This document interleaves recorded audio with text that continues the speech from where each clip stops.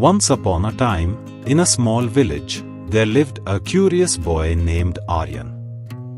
Aryan loved exploring the world around him. He spent his days in the forest, playing by the river and discovering new things. One day, while wandering in the woods, Aryan stumbled upon an old, dusty mirror hidden behind some bushes. It was no ordinary mirror, it was the magic mirror of wisdom. When Aryan looked into the mirror, it spoke to him, "Hello, Aryan. I am here to teach you some important lessons." Aryan was amazed and listened eagerly as the mirror began to speak. First, we learn to distinguish between good and bad. We identify what is good and bad through various means, recognizing that both are present everywhere. If bad did not exist, how would we recognize good?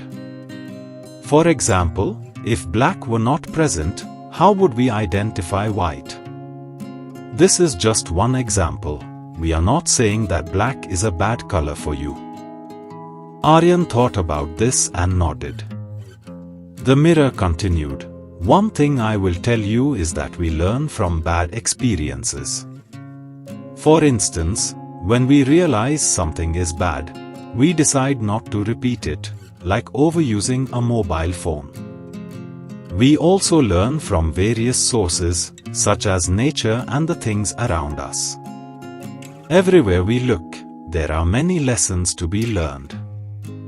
Aryan remembered the times he had spent too much time on his mobile phone, missing out on the fun he could have had outside.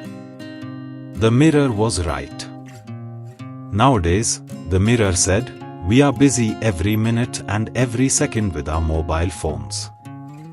I am not against mobile technology, but my observation is that many children and adults waste a lot of time on their devices.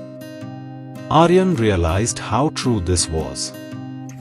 He decided to use his mobile phone less and spend more time learning from the world around him.